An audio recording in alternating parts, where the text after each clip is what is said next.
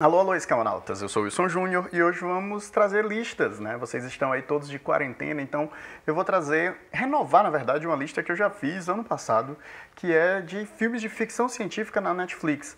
Eu recebi um comentário essa semana de que a maioria dos filmes que eu tinha colocado naquela lista já não estavam mais na Netflix.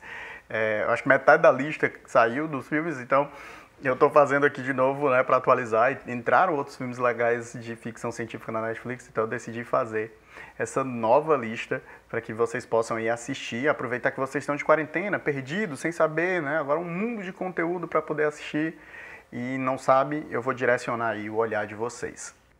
Mas antes do vídeo começar, se você não for inscrito, se inscreva no canal. Eu queria dizer que estamos de quarentena, não estou podendo ir, né, com as pessoas que iravam o canal. O Bruno, Davi, beijo pra vocês. Perdão por estar fazendo vídeos de tão baixa qualidade, né? Eu não manjo de fotografia, ao contrário deles que são formados em cinema e de edição, e eles fazem.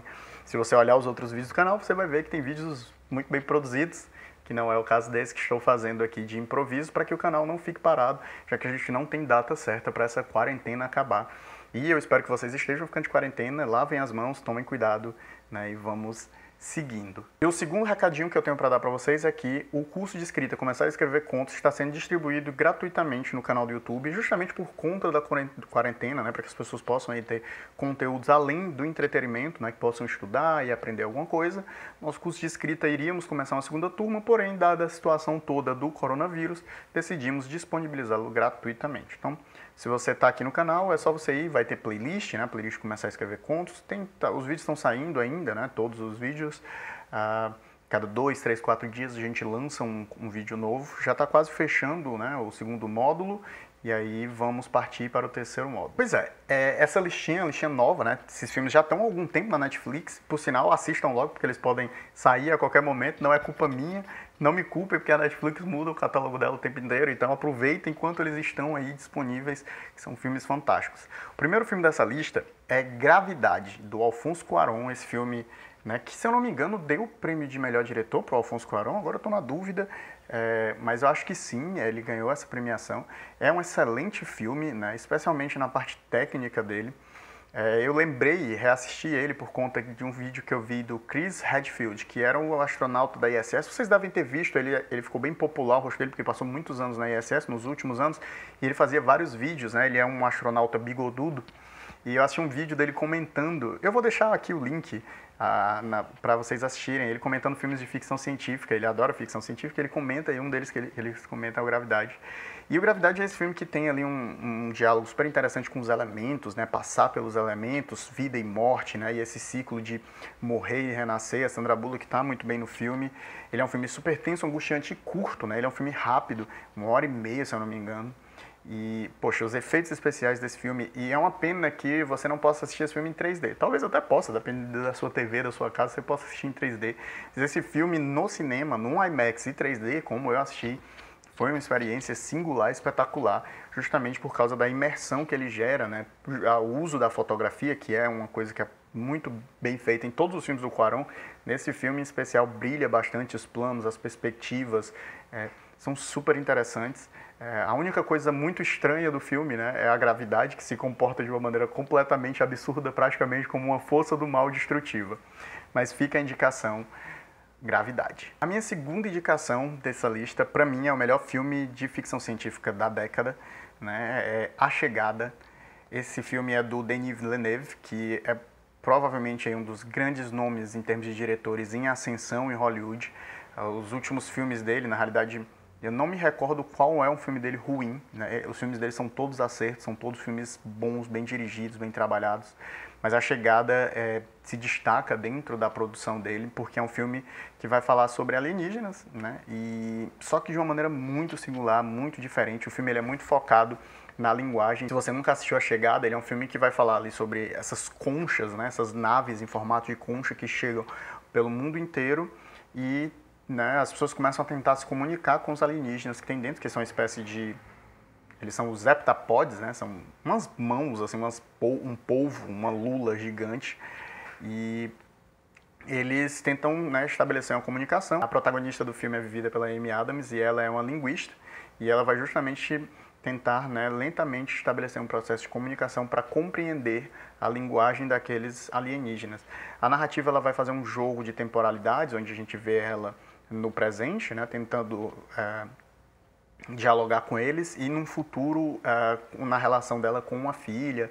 É um filme super interessante, é um filme que fala sobre tempo, né, sobre a dimensão do tempo de uma maneira super interessante, trabalha esse conceito que é muito usado dentro da ficção científica, de viagem no tempo, mas não necessariamente de viagem no tempo, mas para que a gente possa compreender a não linearidade do tempo, né? Ou o tempo como uma dimensão, assim como o espaço é, assim como a gente experimenta a espacialidade.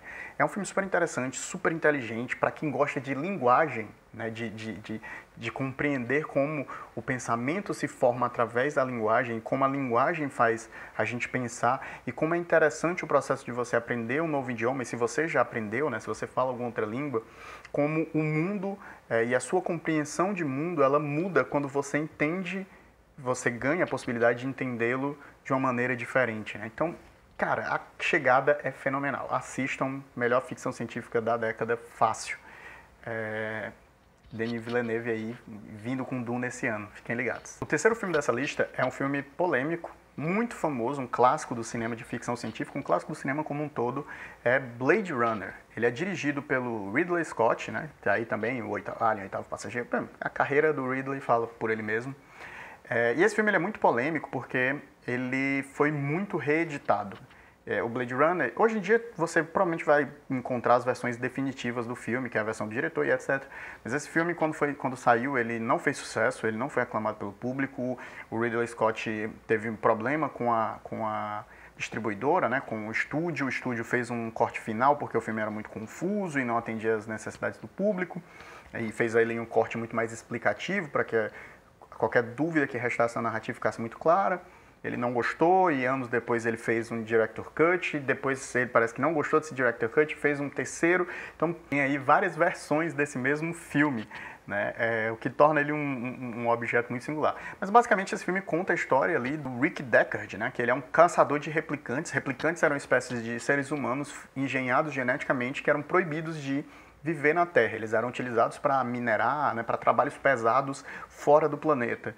E a presença deles no planeta era proibida. E eles têm uma vida curta, se não me engano, 3, 4 anos. Eles meio que têm um prazo de validade. E um grupo de replicantes vem à Terra para poder tentar encontrar o criador deles e conseguir mais tempo de vida. E aí a função do Rick Deckard é justamente caçar e eliminar, né, esses replicantes. Esse filme é baseado no conto do Philip K. Dick, né, que é Os Androides Sonham com Ovelhas Elétricas, mas o diretor tomou bastante liberdade, ele usa materiais de vários, na realidade, contos, não só desse conto em específico, mas de vários contos dessa obra, e na realidade de outros elementos da ficção científica. A própria estética do filme bebe e na realidade constrói, né, uma estética muito interessante que vai ser muito replicada dentro da ficção científica, né, a sujeira, esse mundo escuro, cheio de indústrias, sem natureza. Isso vai aparecer bastante, né? Os neons, né, vão ser uma imagem muito frequente dentro da ficção científica depois de Blade Runner. É um filme emblemático, ele é um filme difícil, não é um filme fácil, não é um filme que você assiste uma vez, é aqueles filmes que ele é gostoso de assistir, mas ele se torna mais interessante se você mergulhar em fóruns e discutir, conversar com pessoas, ou pelo menos assista com outras pessoas, para que você possa discutir com elas depois, porque ele tem uma narrativa mais lenta, ele é um filme noir, né, um filme de investigação, então ele tem uma pegada, e não é um filme como os de hoje, ficção científica super acelerados, né, então é uma experiência muito singular e vale a pena você ter. Continuando a nossa lista, eu trouxe um aqui da Netflix, eu acho que tem crítica no canal, se tiver eu vou deixar aqui no izinho, ou aqui, não sei, eu vou deixar a crítica aí, o I Am Mother. É um dos acertos para mim da Netflix no ano passado. É uma ficção científica, né, que conta a história de uma moça que está ali numa espécie de bunker e ela é criada por essa androide, né, que é a mãe, até que uma nova pessoa, né, que acreditava-se de um mundo devastado, chega no bunker e aí isso vai criar ali um conflito, uma tensão entre ela e a mãe, né, e aí a gente vai descobrir mais desse mundo, desse cenário. É um filme que vai falar sobre inteligência artificial, é um filme que vai falar sobre maternidade, né, e sobre relacionamentos entre pais e filhos. de uma maneira muito curiosa e muito interessante. É um filme também que vai falar muito sobre a inevitabilidade das coisas e a previsibilidade das coisas. Eu acho um filme muito fechado, né? Um ambiente muito pequeno, poucos personagens e isso tudo, obviamente, gera e traz dificuldades para a narrativa que são muito bem superadas. A Netflix lançou várias ficções científicas ano passado, poucas delas acertaram de fato a mão, e essa é uma delas. É um filme super interessante, e ele traz um certo ar de novidade, né? A gente vê temas já conhecidos da ficção, só que sendo abordados com um olhar diferente, um trabalho diferente. É um filme bem produzido, né? Bem fotografado, a parte técnica dele é super interessante. Na realidade, é meio que um padrão hoje em dia, né? A gente falar de parte técnica, e eu penso muito sobre isso, que cada vez mais o esmero técnico dentro da cinematografia está virando um padrão. É muito difícil você encontrar filmes hoje em dia, a não ser que seja feito de maneira super proposital, cuja parte técnica não seja, no mínimo, passável, né? A parte técnica não passar hoje em dia é uma falha bem grave. E para finalizar essa lista, talvez o filme mais incomum, digamos assim, mas é sim uma ficção científica, é o filme O Brilho Eterno de uma Mente Sem Lembranças. É um filme do Jim Carrey. Jim Carrey, quando escapou ali de sua carreira de humor e foi fazer dramas, talvez por isso esse filme seja muito mais lembrado como um drama do que uma ficção científica, mas na realidade a grande premissa, a premissa principal da narrativa é gerada por um elemento de ficção científica. A história, a gente tem o Joel, que tem um relacionamento com a Clementine, e eles se separam e o Joel decide apagar a Clementine da memória dele, porque isso é algo que existe dentro desse mundo. Esse é o elemento de ficção científica da narrativa. Você pode apagar as pessoas, você pode apagar suas memórias. E aí a gente vai ter ali meio que durante o processo ele se arrepende e ele começa a tentar lutar para manter as memórias, e boa parte da narrativa vai passar dentro desse mundo da mente do Joel, onde ele vai ali lutando para manter ali os resquícios da Clementine em sua mente. Como eu disse, ele é um drama bem, bem legal. Não é só o Jim Carrey, né? É um filme também com a Kate Winslet, que eu não preciso dizer que está fenomenal, uma das melhores atrizes da geração dela. E aqui também está muito bem. Cara, esse é um filme daqueles que marca, assim, que é um dos grandes trabalhos do Jim Carrey, que, por exemplo, poderia ter ganhado um Oscar, como ele também poderia ter ganhado um Oscar pelo Show de Truman. Mostra como ele é um ator versátil e consegue trabalhar bem dentro dos dramas. Isso já tinha sido mostrado e já é notório, né?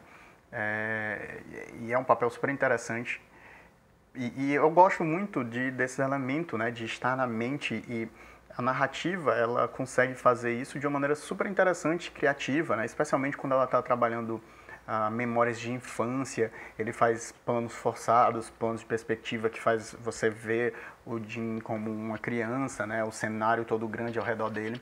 É um filme super interessante, super profundo. Ele tem umas narrativas que orbitam ele, né? Que é a narrativa do Elijah Wood e da Mary Jane, agora me falhou o nome dela. Que estão ali orbitando a narrativa e são também interessantes. Então, não só a narrativa central e principal é legal, mas os outros personagens que orbitam essa história também são interessantes e têm vida própria. O título que dá nome, ele aparece como uma poesia do Alexander Pope dentro do filme, que é muito legal você ver a literatura, né, ser bebida para dentro do cinema dessa forma, e como essa poesia, de certa forma, ela é um mote que guia em todos os níveis a história de Brilho Eterno de uma Mente Sem Lembrança. Eu não vou me esticar muito porque não é a crítica do filme, é só uma indicação, mas eu quero que vocês assistam muito essa narrativa. Então esses são 5 filmes que estão nesse exato momento na Netflix, não sei se vão permanecer, então assistam enquanto vocês podem, aproveitem aí a nossa quarentena, já que é inevitável, né? Então temos que ficar. O que eu posso dizer para vocês fiquem em casa, lavem as mãos, a gente se vê na próxima e tchau!